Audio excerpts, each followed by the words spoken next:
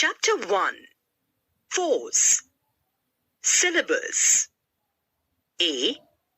Force, work, power, and energy. First, turning forces concept.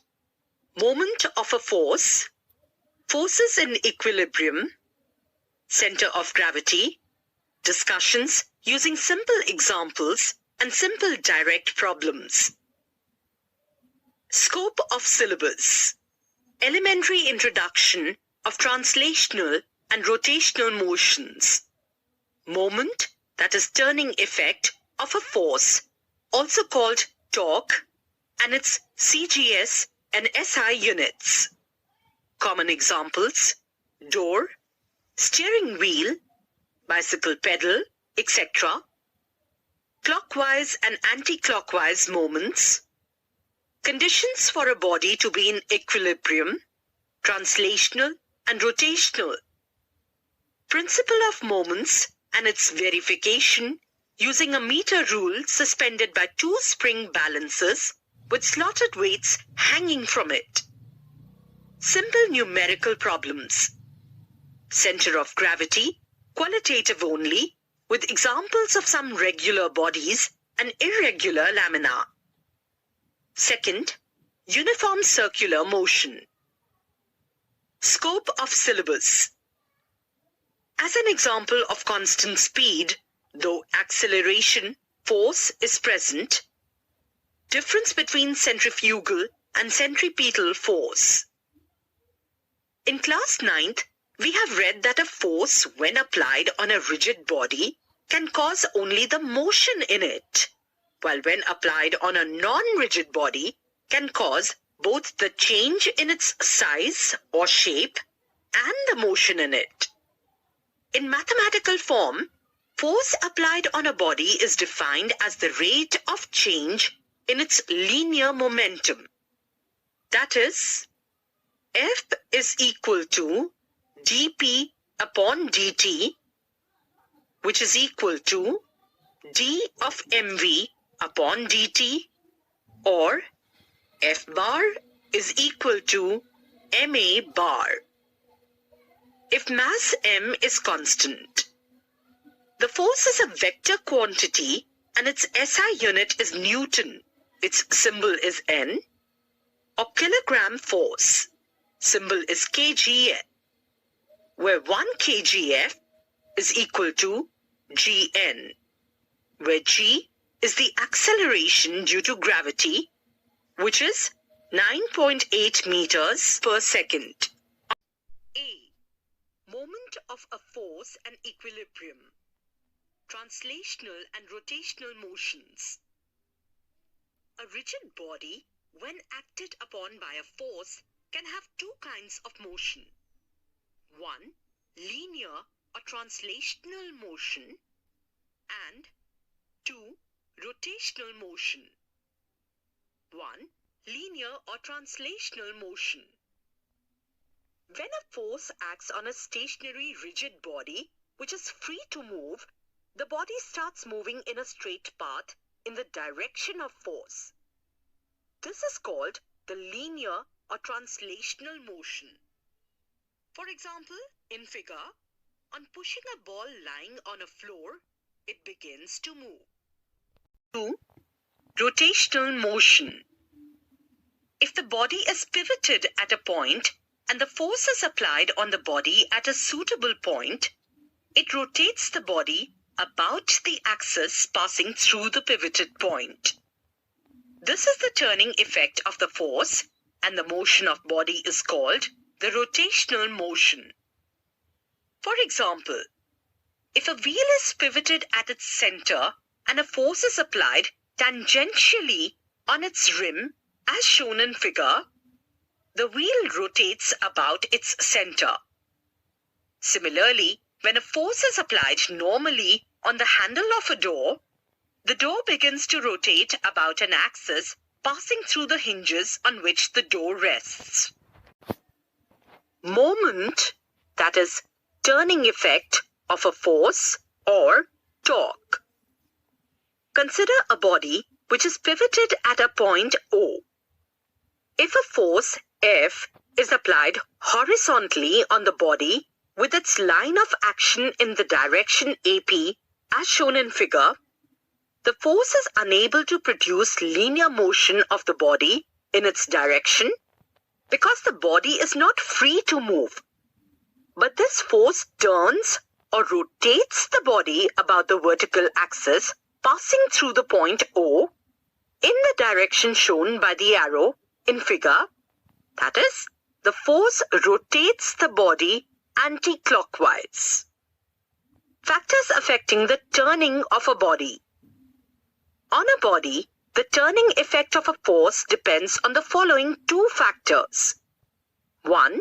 The magnitude of the force applied, and 2.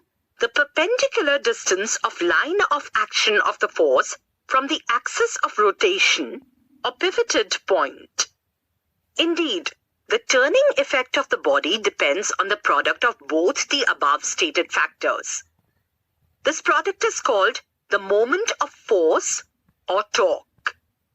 Thus, the body rotates due to the moment of force or torque about the pivoted point.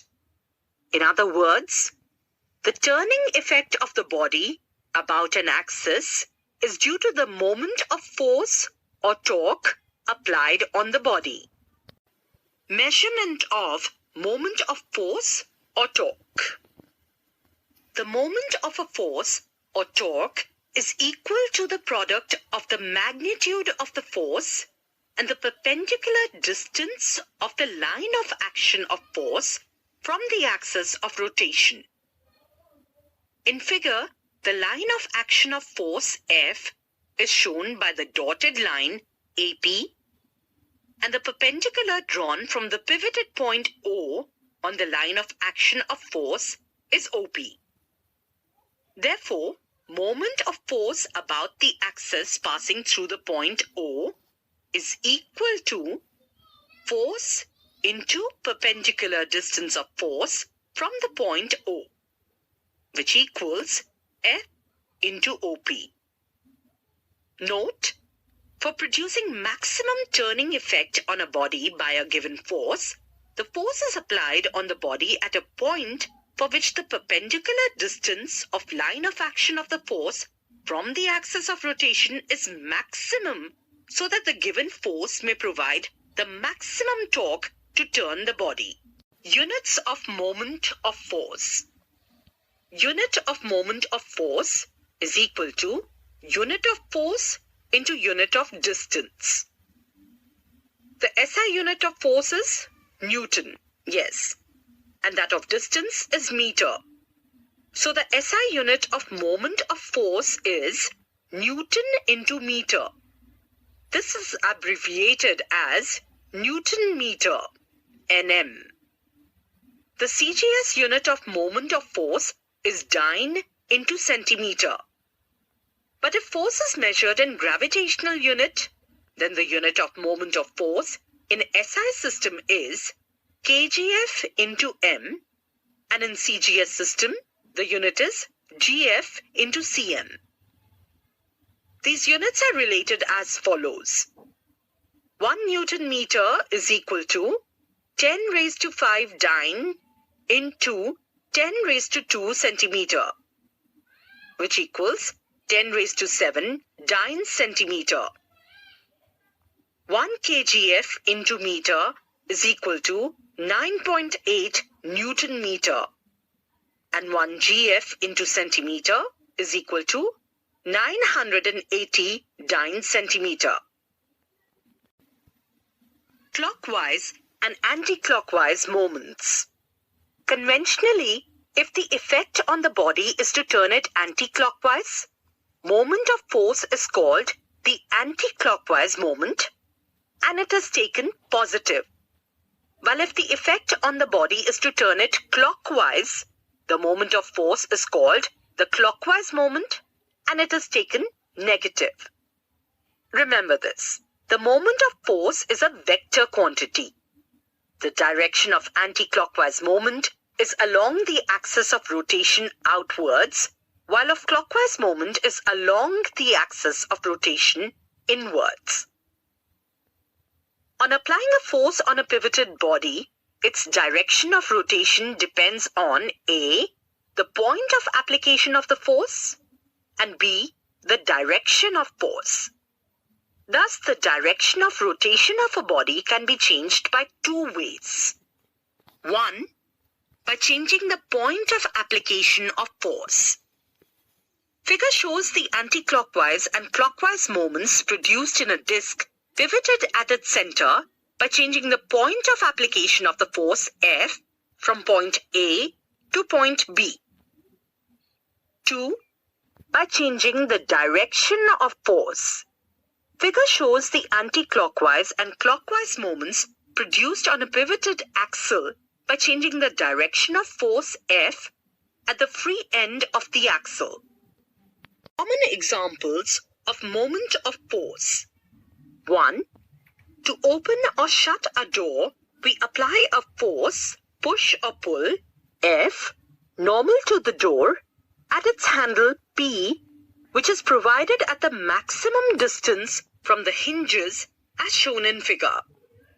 We can notice that if we apply the force at a point Q near the hinge R, much greater force is required to open the door, and if the force is applied at the hinge R, we will not be able to open the door howsoever large the force may be, because for the force at R, torque will be 0.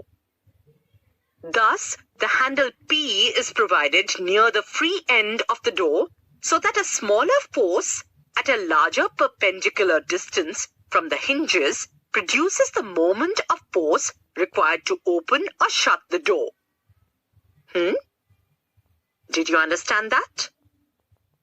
Very good. Let's move ahead. 2.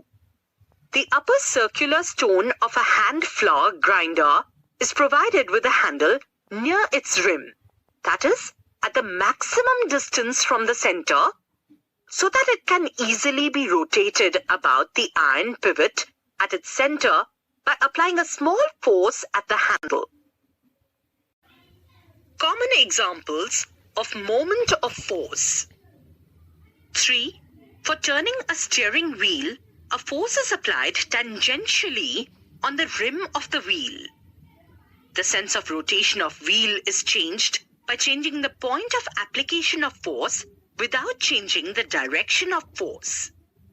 In figure, when force F is applied at the point A of the wheel rotates anti-clockwise, while in figure, the wheel rotates clockwise when the force F in same direction is applied at the point B of the wheel. 4. In a bicycle, to turn the rear wheel anti-clockwise, a small force is applied on the foot pedal of a toothed wheel of size bigger than the rear wheel, so that the perpendicular distance of the point of application of force from the axle of wheel is large. The toothed wheel is joined to the rear wheel by a chain through their tooth. Examples of moment of force. 5. A spanner used to tighten or loosen a nut has a long handle to produce a large moment of force by a small force applied normally at the end of its handle, as shown in figure. The spanner is turned anti-clockwise to loosen the nut by applying the force in the direction shown in figure, while it is turned clockwise to tighten the nut by applying the force in a direction opposite to that shown in figure. 6. A jack screw used to lift a heavy load, such as a vehicle, has a long arm so that a less effort is needed to rotate it so as to raise or lower the jack. Conclusion. From the above examples, we conclude that the turning of a body about an axis depends not only on the magnitude of force, but it also depends on the perpendicular distance of the line of action of the applied force from the axis of rotation. Larger the perpendicular distance, less is the force needed to turn the body. Couple. A single force applied on a pivoted body alone does not cause rotation of the body. Actually, the rotation is always produced by a pair of forces. In the above examples, the rotation is due to the force externally applied and the force of reaction produced at the pivoted point. The force of reaction at the pivot is equal in magnitude, but opposite in direction to the applied force. The moment of the force of reaction about the pivot is zero because its distance from the axis of rotation is zero. So the force of reaction at the fixed point or pivot is not shown in figures. The pair of external force and the force of reaction is called a couple. Thus, two equal and opposite parallel forces not acting along the same line form a couple. A couple is always needed to produce a rotation. For example, when we open a door, the rotation of door is produced by a couple consisting of two forces. First, the force which we exert at the handle of the door, and second, an equal and opposite force of reaction at the hinge. Sometimes we require a larger turning effect than two forces equal in magnitude and opposite in directions are applied on the body explicitly such that both the forces turn the body in the same direction. Example, to open the nut of a car wheel, we apply equal forces, each F, at the two ends of the wrench's arm in opposite directions as shown in figure. Similarly, while turning a water tap, tightening the cap of an ink pot, turning the key in the hole of a lock, winding a clock or a watch with the key, turning the steering of a car, driving the pedals of a bicycle, etc., a pair of forces, that is couple, is applied for rotation. Moment of couple. Figure illustrates the effect produced by a couple. AB is a bar which is pivoted at a point O. At the ends A and B, two equal and opposite forces, each of magnitude F, are applied. The perpendicular distance between the two forces is AB, which is equal to D, which is called the couple arm. The two forces cannot produce the translational motion as their resultant sum in any direction is zero, but each force has the turning effect on the bar in the same direction. Thus, the two forces together form a couple which rotates the bar about the point O. In figure, the two forces rotate the bar in anti-clockwise direction. Moment of force F at the end A is equal to F into OA anti-clockwise. Moment of force F at the end B is equal to F into OB anti-clockwise. Total moment of couple, that is moment of both the forces, is equal to F into OA plus F into OB, which equals F into OA plus OB, which equals F into AB, which further equals F into D anti-clockwise. Thus, moment of couple is equal to either force into perpendicular distance between the two forces or couple arm. Equilibrium of bodies. We have read that when a force acts on a body, it can produce translational motion if the body is free to move, or can produce rotational motion if the body is fixed at a point. But in certain circumstances, it is possible to apply a number of forces, two or more, such that, first, the resultant of all forces is zero, so they do not change the state of rest or linear motion of the body, and second, the algebraic sum of moment of all forces about the fixed point is zero, so they do not change the rotational state of the body, then the body is said to be in equilibrium.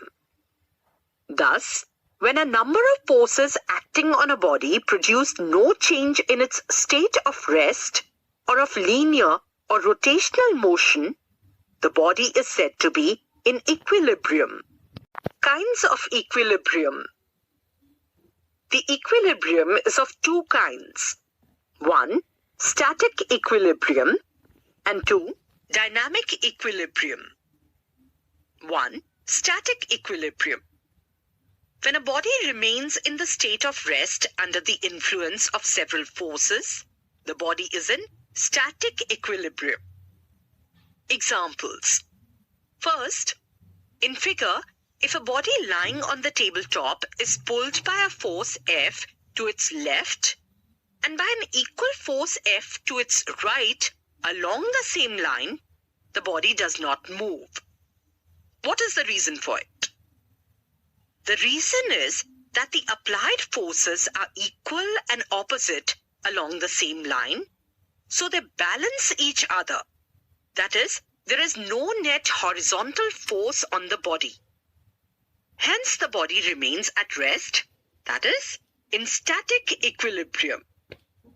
Second, if a book is lying on a table, the weight of the book exerted on the table vertically downwards is balanced by the equal and opposite force of reaction exerted by the table on the book vertically upwards. Thus, the book is in static equilibrium. Third, in a beam balance, when the beam is balanced in horizontal position, the clockwise moment of force due to the object on its right pan balances the anti-clockwise moment of force due to weights on its left pan, and the beam has no rotational motion. That is, it is in static equilibrium. Dynamic equilibrium. When a body remains in the same state of motion, translational or rotational, under the influence of several forces, the body is said to be in dynamic equilibrium. Let's see some examples. First, a raindrop reaches the Earth's surface with a constant velocity. The weight of the falling drop is balanced by the sum of the buoyant force and the force due to friction or viscosity of air. Thus, the net force on the drop is zero, so it falls down with a constant velocity. Second, an aeroplane moves at a constant height when upward lift on it balances its weight downwards. Third, a stone tied at the end of a string when whirled in a circular path with a uniform speed is in dynamic equilibrium because the tension in string provides the centripetal force required for circular motion. Similarly, the motion of a planet around the sun, or the motion of a satellite around the planet, or the motion of an electron around the nucleus of an atom are in dynamic equilibrium. In each case, the force of attraction on the moving body provides the centripetal force for circular motion. Conditions for equilibrium. From the above examples, we find that the following two conditions must be satisfied for a body to be in equilibrium. 1.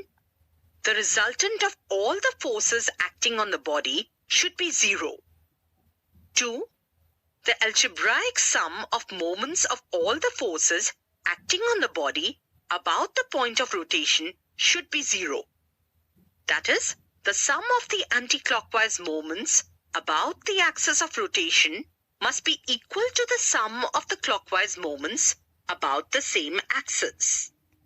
Principle of moments.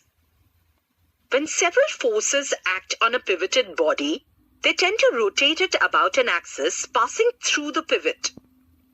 The resultant moment of all the forces about the pivoted point is obtained by taking the algebraic sum of the moment of each force about that point. To find the algebraic sum, the anti-clockwise moment is taken positive, while the clockwise moment is taken negative. According to the principle of moments, if the algebraic sum of moments of all the forces acting on the body about the axis of rotation is 0, the body is in equilibrium. Thus, according to the principle of moments, in equilibrium, sum of the anticlockwise moments is equal to sum of the clockwise moments. Let this be equation 4. A physical balance or beam balance works on the principle of moments. Verification of the principle of moments. Suspend a meter rule horizontally from a fixed support by means of a strong thread at O, as shown in figure. Now suspend two spring balances, A and B, on the meter rule on either side of the thread. Suspend some slotted weights, W1 and W2, on the spring balance. The meter rule may tilt to one side. Now adjust either the slotted weights on the spring balance or the position of the spring balance on either side of thread in such a way that the meter rule again becomes horizontal. Let the weight suspended from the spring balance A on the right side of thread be W1 at a distance OA is equal to L1, while the weight suspended from the spring balance B on the left side of the thread be W2 at a distance OB is equal to L2. The weight W1 tend to turn the meter rule clockwise, while the weight W2 tend to turn the meter rule anti-clockwise. Clockwise moment of weight W1 about the point O is equal to W1 into L1. Anti-clockwise moment of weight W2 about the point O is equal to W2 into L2. In equilibrium, when the meter rule is horizontal, it is found that W1 into L1 is equal to W2 into L2. That is, clockwise moment is equal to anti-clockwise moment. This verifies the principle of moments. Center of gravity. Center of gravity. We have read in class 9th that the gravitational force between two masses is always attractive. The Earth attracts every particle towards its center by the force of gravity on the particle, which is called the weight W of the particle. A body can be considered to be made up of a large number of particles of weight W1, W2, W3, and so on. As the size of the body is quite small in comparison to the size of the Earth, the force of gravity, W, acting on these particles can be assumed to be parallel to each other as shown in figure. All these parallel forces acting in the same direction, that is vertically downwards towards the center of Earth, can be replaced by a single force W of magnitude equal to the sum of all these forces. That is, W is equal to W1 plus W2 plus W3 plus and so on, where W is total weight of the body. Now the question arises, where should the weight W act? The weight W is considered to act at a point G such that the algebraic sum of moments due to weights W1, W2 and so on of each particle about the point G is 0. The point G is called center of gravity of the body. In other words, the body can be considered as a point particle of weight W placed at its center of gravity. Thus, the center of gravity, CG, of a body is the point about which the algebraic sum of moments of weights of all the particles constituting the body is 0. The entire weight of the body can be considered to act at this point, howsoever the body is placed. Example. Note 1. The position of the center of gravity of a body of given mass depends on its shape, that is, on the distribution of mass of particles in it. It changes if the body is deformed. Example: the center of gravity of a uniform wire is at the middle of its length. But if the same wire is bent into the form of a circle, its center of gravity will then be at the center of the circle. 2. It is not necessary that the center of gravity always be within the material of the body. Example: the center of gravity of a ring or a hollow sphere lies at its center where there is no material. 3. By the concept of center of gravity, a body of weight W can be considered as a point particle of weight W at its center of gravity. Center of gravity of some regular objects. Objects and their position of center of gravity. 1. Rod. Position of center of gravity is midpoint of rod. 2. Circular disc. Geometric center. 3. Solid or hollow sphere. Geometric center of the sphere. 4. Solid or hollow cylinder. Midpoint of the axis of cylinder. 5. Solid cone at a height h by 4 from the base on its axis if h is equal to height of cone. 6. Hollow cone at a height h by 3 from the base on its axis if h is equal to height of cone. 7. Circular ring, center of ring. 8. Triangular lamina or scalene triangle, the point of intersection of medians. 9. Parallelogram, rectangular lamina, square or rhombus. The position of center of gravity is the point of intersection of the diagonals. Figure shows the position of center of gravity by the point G for a circular ring, a circular disc, a triangular lamina, a rectangle, a parallelogram, a square lamina, a rod, and a cylinder. Center of gravity and the balance point. A solid body can be balanced by supporting it at its center of gravity. For example, a uniform meter rule has its center of gravity at the 50 centimeter mark. It can be balanced on a knife edge or fingertip by keeping it exactly below the 50 centimeter mark as shown in figure. It is possible because the algebraic sum of moments of the weights of all particles of rule about the knife edge or fingertip is 0. Similarly, a square thin sheet or lamina can be balanced on the tip of a nail as shown in figure. If a body is freely suspended from a point, it comes to rest, that is balances, in such a position that its center of gravity lies vertically below the point of suspension. This fact can be used to locate the position of center of gravity of an irregular lamina. Determination of center of gravity of an irregular lamina by the method of balance using a plumb line. Let A be an irregular lamina in figure for which the position of center of gravity is to be determined. Make 3 fine holes at A, B, and C near the edge of the lamina.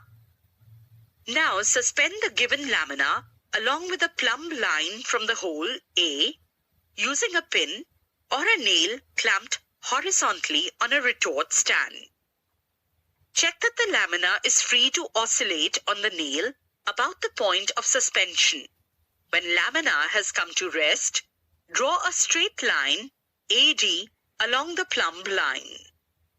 Repeat the procedure by suspending the lamina through the hole B and then through the hole C, for which we get straight lines BE and CF respectively.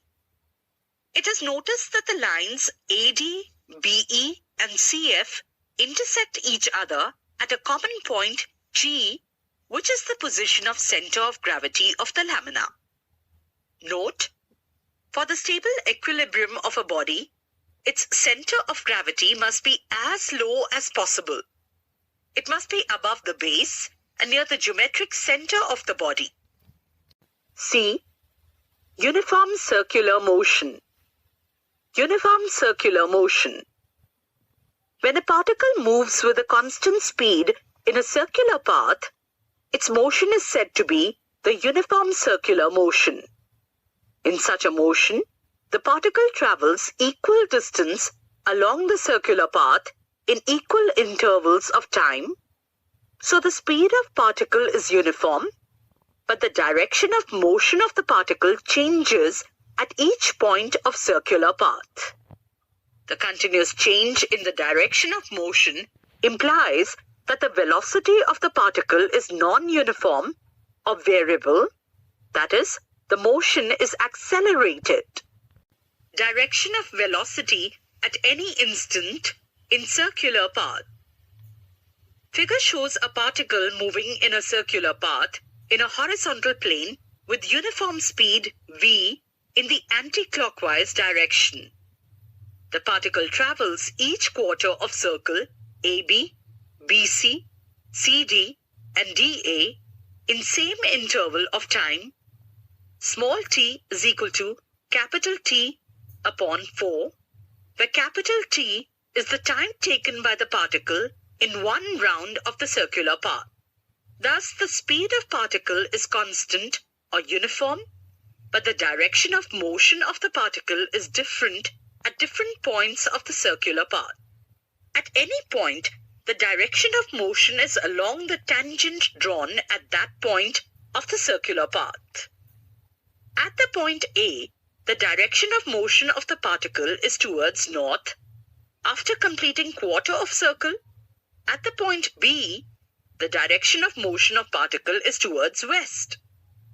After completing half circle, at the point C, the direction of motion of particle is towards south, and after completing 3/4 of circle, when the particle is at the point D, its direction of motion is towards east. Thus, the velocity of particle in circular motion is variable, or the circular motion is accelerated even though the speed of particle is uniform. Difference between the uniform circular motion and uniform linear motion. In uniform linear motion, the speed and velocity are constant and acceleration is zero.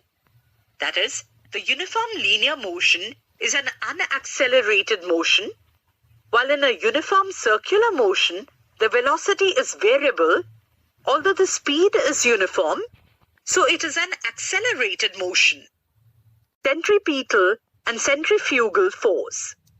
Centripetal force. We have read that a force is needed to change the direction of motion of a particle or to change the velocity of the particle, that is to produce acceleration. A particle moving in a circular path continuously changes its direction of motion at each point of its path. This change in direction of motion cannot be brought without a force. Thus, the motion in circular path is possible only under the influence of a force which is termed as the centripetal force. At each point of circular path, this force is directed towards the center of the circle as shown in figure. Thus, the direction of acceleration also changes at each point of the circular path, but its magnitude remains same, that is, the acceleration is variable or non-uniform.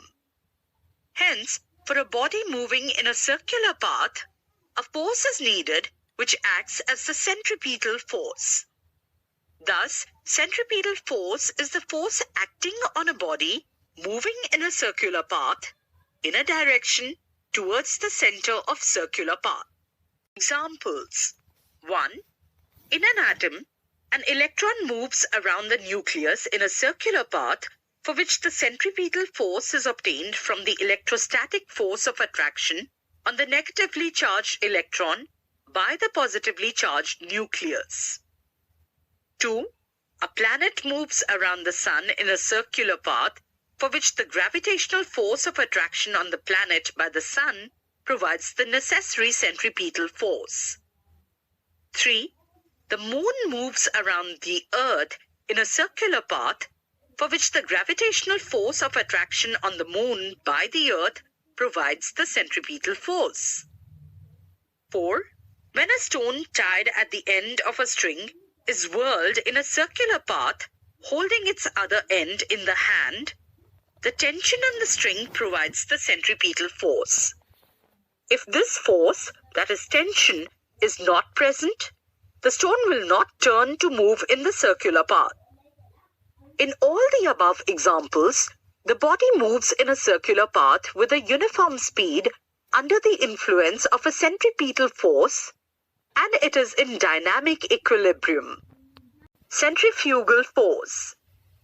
A force assumed by an observer moving with the body to act on the body in direction away from the center of circular path is called the centrifugal force. Thus, centrifugal force is in a direction opposite to the direction of centripetal force. Its magnitude is the same as that of the centripetal force. But the centrifugal force is not the force of reaction of the centripetal force because action and reaction do not act on the same body. It is not the real force, but it is a fictitious force assumed by an observer moving in circular path along with the body. To understand this force, consider the following experiment. Experiment.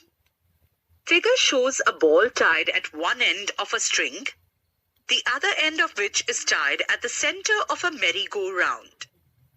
Initially, when the platform of merry-go-round is stationary, the ball is seen stationary and the string is loose.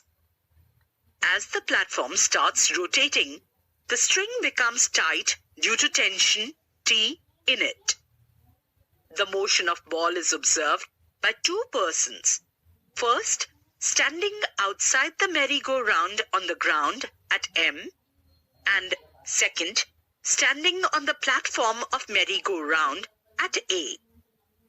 The person standing on the ground at M, outside the merry-go-round, observes that the ball is moving in a circular path shown by dotted line, while the person standing on the merry-go-round at A observes that the ball is stationary, placed just in front of him at P.